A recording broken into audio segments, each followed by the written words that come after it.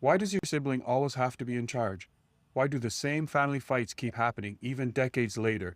Dr. Robert Hurst says it's not random, it's your birth order, and it's been running your life since childhood. This conversation will change how you see your family. This is the Executor Help podcast. Stories and conversations on life, death, and legacy.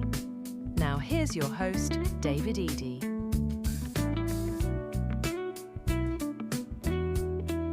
My guest today is Dr. Robert V. Hurst, author of Life's Fingerprint. His work explores how the roles we develop in our families growing up, often shaped by birth order and early experiences, can quietly influence how we see ourselves and relate to others throughout our lives. Now, in this first conversation, we're going to talk about where those patterns begin and how they shape the way we think, react, and show up in our families.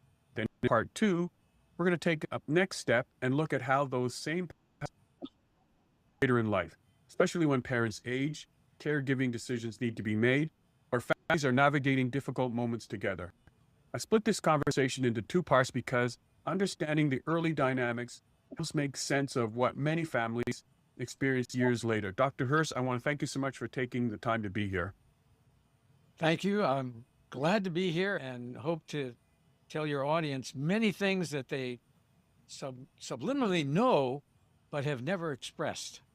Before I push record, I gave a little bit of background of my situation and how we ended up, me finding you. And I thought it was amazing because in my case, it was 7 years, 10 court appearances, $50,000 in lawyer's fees. And it all stems from the family. One sibling acted how they shouldn't have acted. And you figure there must be something to it. What do you mean when you talk about life's fingerprint? Life's fingerprint, the reason I came up with that name is a fingerprint identifies who you are. And your birth order identifies who you are.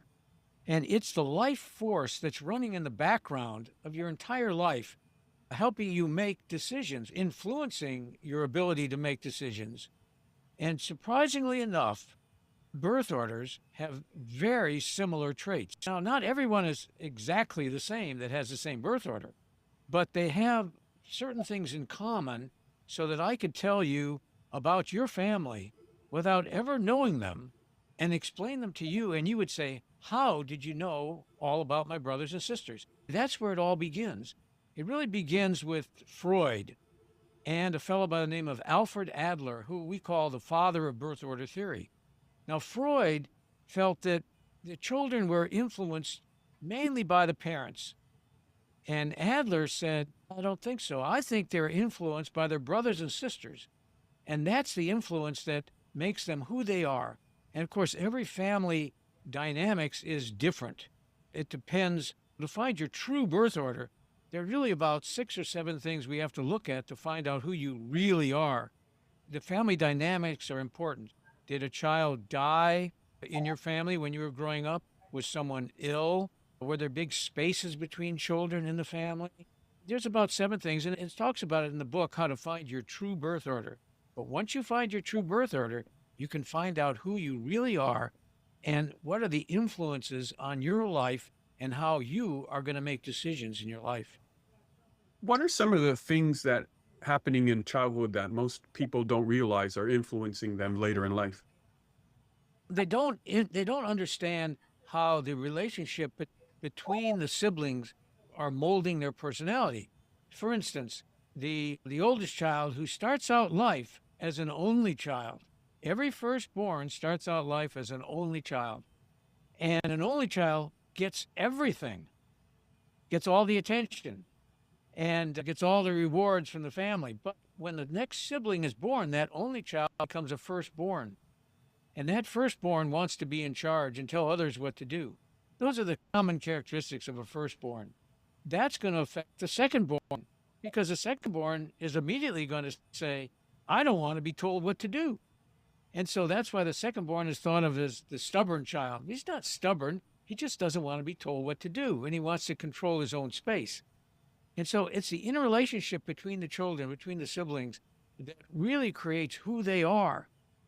Now, to further complicate things is if you have spaces between children, you end up having that second child getting many of those only child birth order characteristics because they're at home alone while the older child is off to school. So they add to their birth order the characteristics of an only child.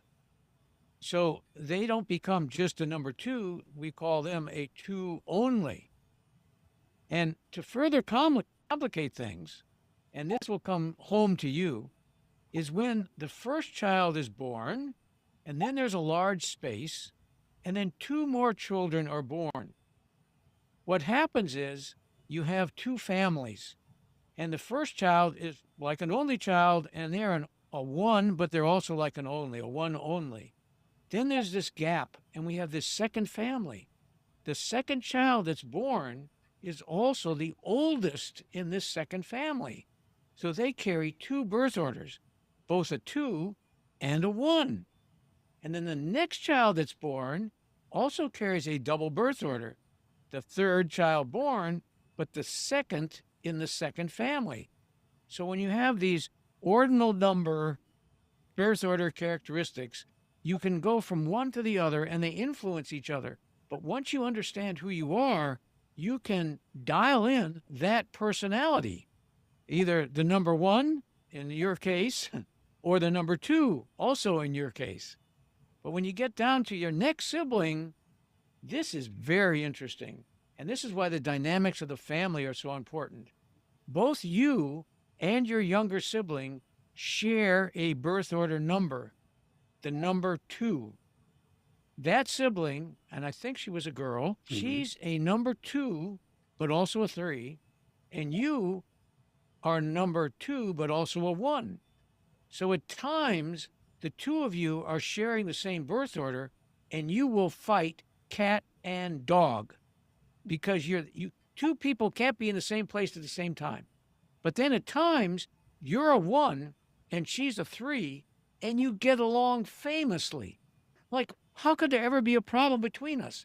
And these are the things that people need to understand themselves, their fingerprint, and how they relate to the others in the family.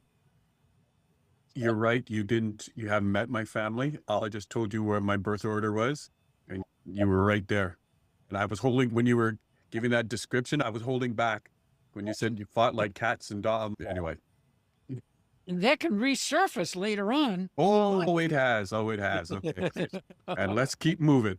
Anyway, Okay. One idea many people have heard about birth orders, how much does it mean being the middle or the youngest child influence who we become? I hate to use the words middle and oldest and youngest. I like to use the actual number of who you are, because if there are four children in the family, are there two middles, number two and number three? It doesn't work that way. Each birth order has their own characteristics, and they're influenced, of course, by lots of things, by the family dynamics, of course, but also by the gender that you are in the family too. If you're the only girl of four children and you got three brothers, you're very different than if you're the only boy and you have three sisters. So gender is important too. But we usually talk about birth order as 1, 2, 3, 4, and then the family starts over again, 5, 6, 7, 8. The difference is that number 1 and number 5 have similar characteristics, only it's like primary and secondary colors. It's the same color, it's not as intense.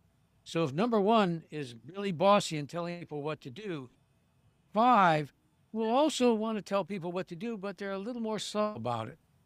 And the number 2 doesn't want to be told what to do. Number 6 will also be stubborn in a way, but much more subtle.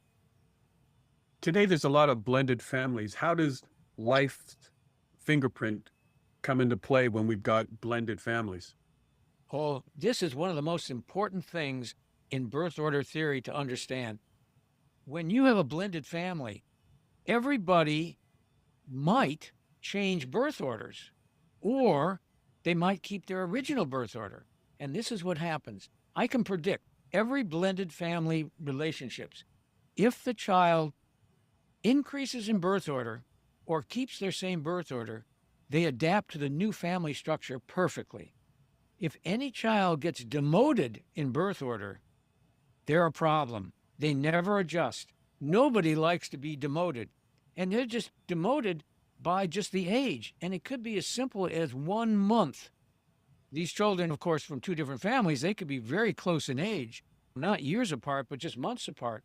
But every kid knows who is older, and they will act out exactly that new birth order. I can give you a story. In my practice, I see many families in the same community that know each other. And there was a little girl I was treating who was an only child, and her mother was divorced. And I was also treating some children in another family from a gentleman who was also divorced. And they decided they would get married. The little girl that I was treating, she was a fantastic patient, and she was an only child. She followed all the rules, did everything great. She was looking forward to getting a father and some sisters, 2 older sisters. She thought that would be great. They got married, but the mother kept her original home. They didn't sell her home. The little girl immediately loved the situation, and within a month, she hated the situation because she went from being an only to a number 3. And within 6 months, not only did her behavior just fall apart in the office, but they also got a divorce, and she got her own room back with her mother's house. It doesn't work. And you can predict what's going to happen. I don't know if you relate to that. If we throw in a family that's adopted a child, how does that play into the life's fingerprint? It's whatever that age is. If they adopt a child that's older than their current child, let's say they have one child and they adopt someone that's older, that child that they had gets demoted in birth order to number 2, and they're not going to do well with the relationship. However, should this child they adopt be younger than their current child, they'll get along just fine.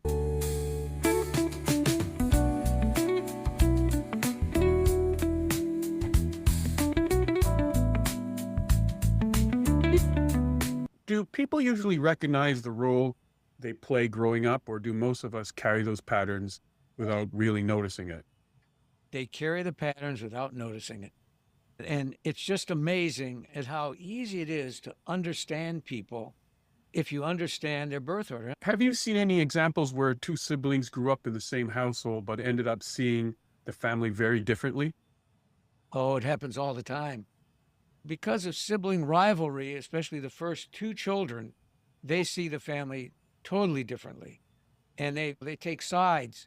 That's when children sometimes take sides with their father, take sides with the mother. Every child sees a family differently. The number 3 child is the child that has the greatest ability to understand interrelationships. And they can use that for good or bad.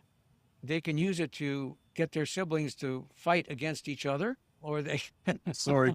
I'm sorry. That was my inside voice. I'm sorry. Sorry, that just came out. Sorry. Yeah. When they're born, they have to understand 17 different relationships between the mother, the father, the 2 older siblings. And so from a very early time in their life, they're understanding all these interrelationships where the older siblings, they don't. And so they use this to their advantage. They're very good at that. Let's keep moving. Sorry if I'm hitting home with this. No, it's fine. It's But hopefully people listening will. But that's the reason why I wanted to have you on and have this conversation. I just find it fascinating. It's not only just what I've been through with our family. I see it with other families. And I look at it since I've started reading your work. A lot of it triggers me now. Oh, I can see it in that family. I see where he's going with that. And when it comes to a death, how people change, and how there's a responsible one, and there's one that steps up, and there's other ones, and there's just all that to say. One of the things I say on this show so often is families are messy, and I think this life fingerprint points it out. What I've always been saying, that families at some point are messy and can get messier. Having said all that, for someone who's listening right now, is thinking about their own family, what is the one simple question they could ask themselves that might help them see their family dynamics a little more clearly? First of all, to try to find out who they really are within the family. And let me back up a minute. My book Life's Fingerprint, it just didn't just happen. It came about because I was trying to understand my patients in the first few minutes that I met them, because I had to treat them. I'm an orthodontist, so I had to treat them for the next 2 years and actually the rest of their lives, and understand who they were, try to get their cooperation. And one of my patients was a pediatrician. I was treating his kids. I ended up treating him too. And when we talked about birth order, he started using it in his pediatric practice. And he said, "Oh my God, this is so good. I understand. They're all so different. All these kids are so different. I understand them." He says, "You've got to write this down." I said, I'm not a writer. I'm not an author." He says, "You better be, because this information is unique." And I said, "It's out there with birth order." He says, "Oh, no, it isn't. All the other books on birth order talk about an only child, a firstborn, a secondborn, a thirdborn, and that's about it. They make it so simple." And in fact, when I started working with this, that's what I used, and I found out it didn't work. And then I looked at my patients and their families, and I found out that 2/3 of all my patients were separated from their brothers and sisters by 4 or more years. That gave them all double birth orders. And when I really looked at it, it turns out there are about 17 or 18 different combinations of birth orders.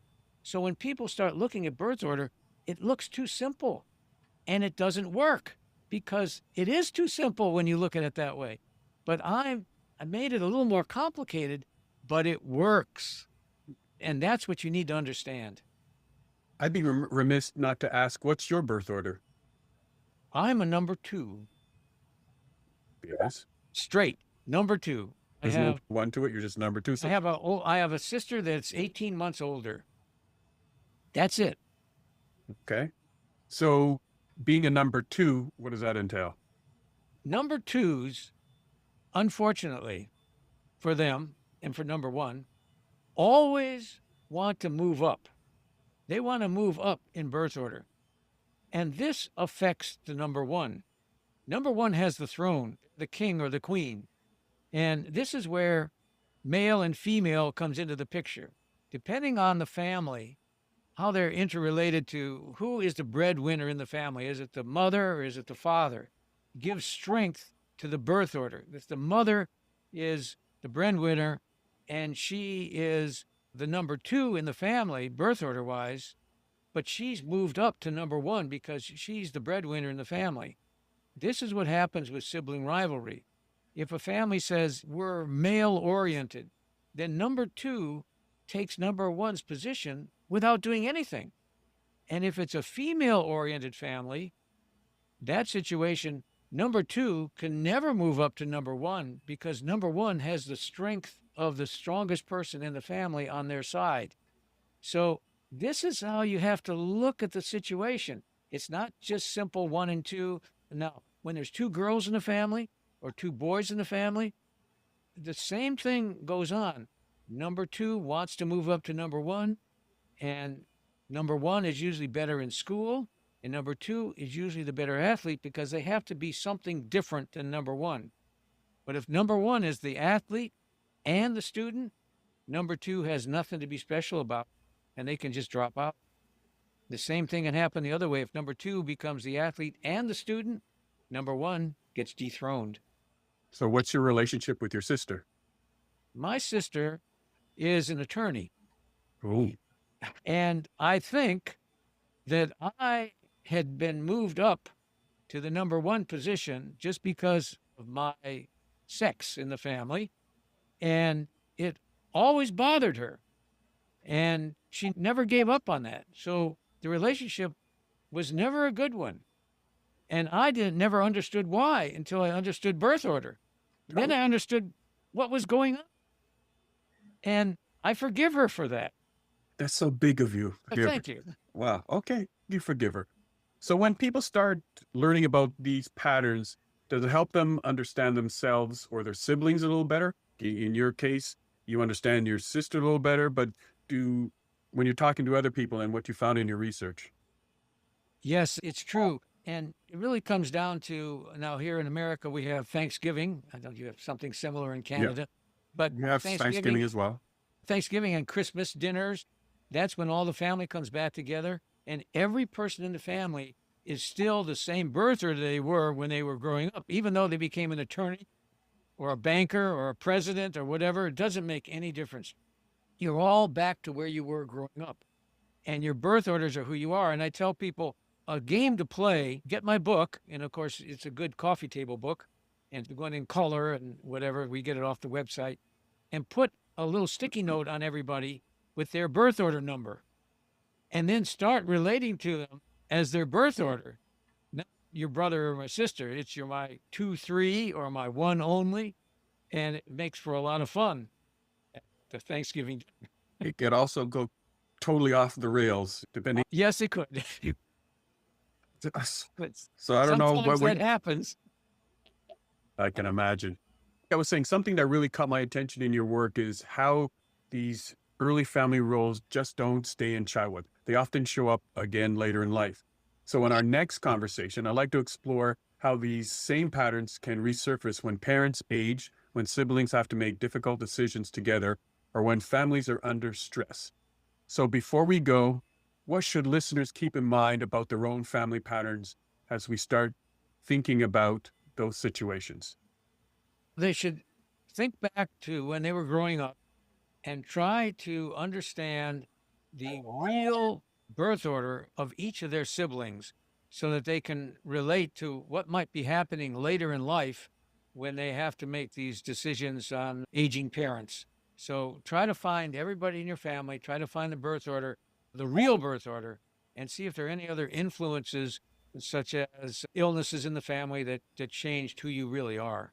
In part 2, Dr. Hurst gets into the hard stuff, when parents start aging, when siblings have to make decisions about caregiving, money, and the family estate. Why does one sibling always step up while another disappears? Why do family fights about mom and dad feel like they've been going on your whole life? Because they have. Thanks for listening. I really appreciate you spending your time here. If this episode resonated, please consider sharing it with someone who might need it. And if you're able to, leaving a rating or a short comment helps this podcast reach people looking for these kinds of conversations. I've also shared a few simple, free resources on my website to help you slow things down and reflect. I'm glad you're here.